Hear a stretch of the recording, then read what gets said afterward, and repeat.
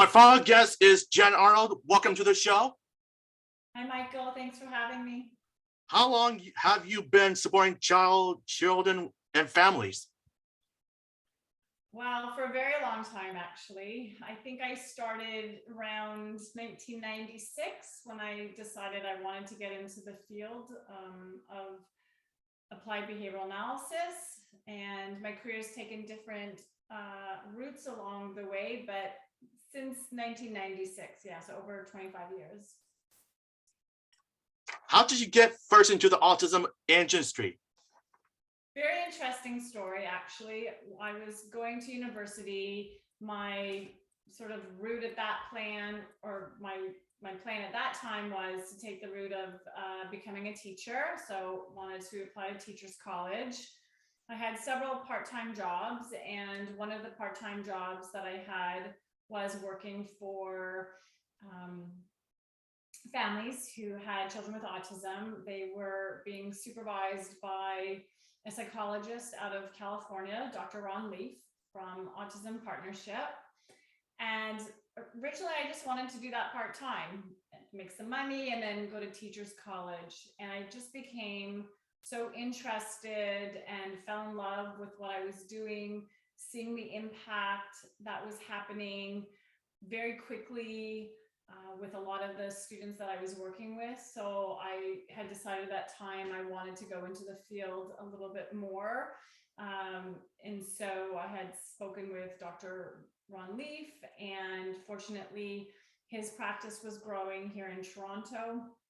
So I had the opportunity to work with him and his team, and we were servicing families all across Canada. Actually, I had families in Alberta and Newfoundland. I would fly to Sudbury, Toronto. So that's sort of how I got into the field. Took a little bit of a break for a while working with families directly. Had worked for an agency called CANARC, Child and Family Services, so supporting educators who had children with autism in their class. And then kind of dabbed back into it. And more recently, I have still have my private practice, but working with students and educators in schools, just sort of using those principles of applied behavioral analysis and using it for all children, really. So yeah, it's very funny how you plan one thing and a different route takes place. What a nice story, but what changes have you seen over the years? So there's definitely been a lot of changes. I think the first one would be sort of the misconceptions about autism. You know, as I said before, I had first started out in 1996, so autism wasn't very well known back then. The supports weren't very well known. There were not a lot of agencies or really therapies around supporting, not a lot of professionals. It was sort of really a growing field. As autism, and at that point too, I mean, therapy was really expensive, and I know a lot of it still is, but there was really no funding. We had families that would mortgage their house twice. I had a family who would have, you know, a garage sale every other weekend just to try and help support the ABA program for their child. So I think in terms of awareness, thankfully funding came through. And I think, you know, the stigma around autism is slowly changing. A lot of families were, it was kept very secret in the families that a child may have had autism, where now I see a lot of growth in that area where families are on the forefront, asking for change, promoting change and acceptance. So definitely in that area as well. What do you think is the most important thing to help others learn? That's a great question, Michael. You know, if you had asked me that 10, 15 years ago, I probably would have said, you know, social skills, which, you know, all skills are important for children. But I think over the years, having had the privilege of working with some individuals since they were like 5 and now they're in their 20s and 30s, and definitely what I've done with those children, now young adults, has changed. I would say really self-awareness, for them to have that self-knowledge and self-awareness of who they are, so that they can learn to advocate for themselves. So in terms of the most important thing, it would be self-knowledge, self-awareness, self-acceptance, so then they can learn to self-advocate. I've worked with some individuals over the years who had to come to terms with their diagnosis and definitely focus on their areas of strength and all the wonderful talents that they have. But there have been times where they have been really brought down by the label of autism, and again, maybe some stigma around that. So just teaching them to self-accept and self-love, so then they can self-advocate. So I know you wrote a book with your longtime co-partner, Francie. Can you tell us about it? Absolutely. So Francine McLeod is a long time friend and my co-business partner for Finding Solutions. We have a very similar background in terms of what we've done over the past 25 years. I think she started in 1994, actually. So as I mentioned, both Francine and I have been doing this for a long time, and we've worked with some families for 10, 15 plus years, and we were part of that process of having to explain the diagnosis to a child. And I actually remember telling one particular family, sort of coaching and guiding them, and they were like, we'd really appreciate you to do that. So there really was no book or resource out there. So Francine and I took the knowledge that we had from what we were doing, trying to research a little bit, and we sort of put everything together. And it actually morphed. It had started out to be a book about how to explain autism to a child.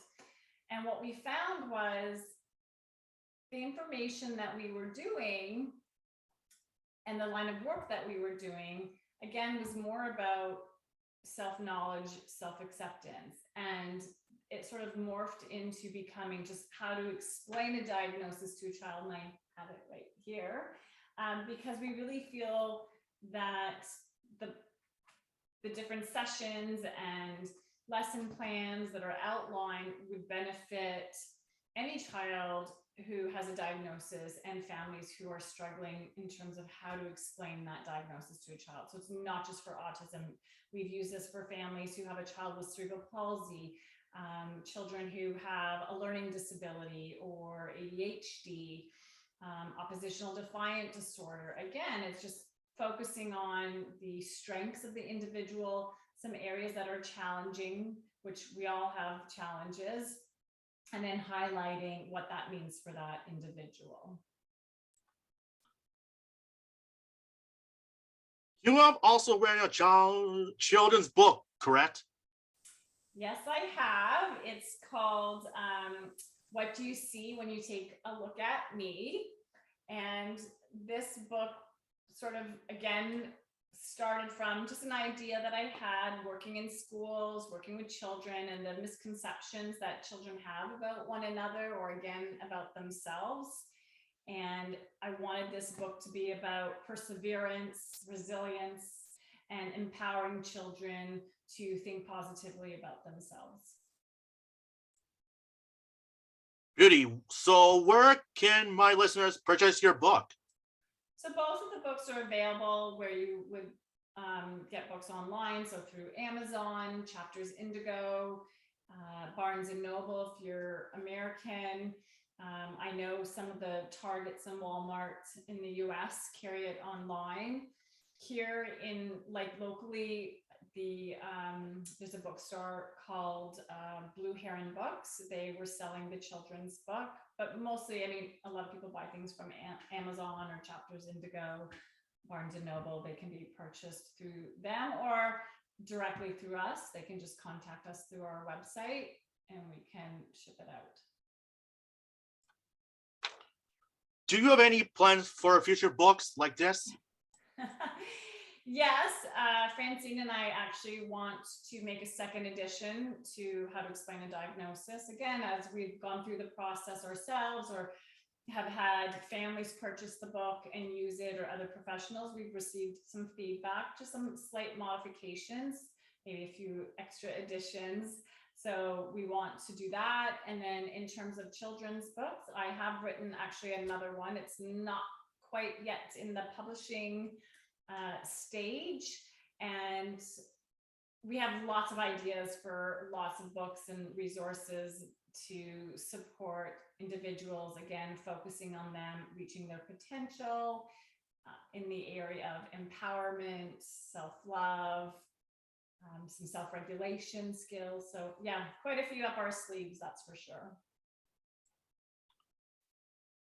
You're quite involved within your community. And why do you do all this extra volunteer work? Yeah, I ask myself that some days when I'm getting home really late and then trying to shovel some food into my mouth, say hi to my family, and then get ready for a Zoom call. You know, Michael, I think my inspiration comes from my own mother, who always gave back to the community. So I'm not sure if you know something called Girl Guides of Canada. So she would work all day, come home, and have dinner ready, and then she would go out and give back. And I really do believe that it's important to give back for a variety of reasons. One, it's an opportunity for me to listen, so I can hear what other parents are saying. I can hear what the concerns are. I want to make a difference. I am the chair of, it used to be called the York Region Bullying Prevention Partnership. We've now shifted, since we've moved to Zoom, to broaden our scope of community involvement. So we're called the Bullying Prevention Partnership. So that's a really big, important cause to me, is helping to prevent bullying. I'm also on the board of directors for the Learning Disabilities Association of York Region. And for me, again, that's really important to give back to the community in which I had lived for many years. I'm no longer in York Region, but still wanting to help families and individuals and schools that support individuals who have an LD or ADHD. So right now, those are the two main ones, outside of like being on parent council and things like that. But I like to keep busy, I guess. And final question is, what would you like to, final question, what would you like our listeners to know? Well, I would like our listeners to know, one, what a wonderful job you're doing, Michael, and how far you've come, because I've known you for a very long time. And I want to say congratulations on your book, Michaelism. I think that is a huge, huge accomplishment. Thank you. You're welcome. And even your podcast, doing this, I think you are breaking barriers. Yep. And it's getting there. Yes, you are. You are well on your way to be providing that voice. And so I think, what do I want our listeners to know? I think often there are preconceived notions of what a label might be. There's a lot of stigma, misconceptions. I understand that families, when they get a diagnosis for their child, they sort of go through a little bit of a grieving process. But I remember Dr. Leaf had once said, he doesn't have a crystal ball. And that had really sat with me for years, because nobody knows truly what someone can accomplish. And I think of the individuals that I've worked with and have known, where they went from being completely nonverbal to verbal, or an individual diagnosed at a young age with a learning disability and ADHD, and all the tutoring and resource support, to the point where, they were maybe a C average student, and they're in high school now. They've been on the honors list for 4 years. They're receiving awards. They're getting into universities. And so I think it's about believing in yourself. And the 2 books that I wrote, especially the What Do You See When You Take a Look at Me, it's about believing in yourself.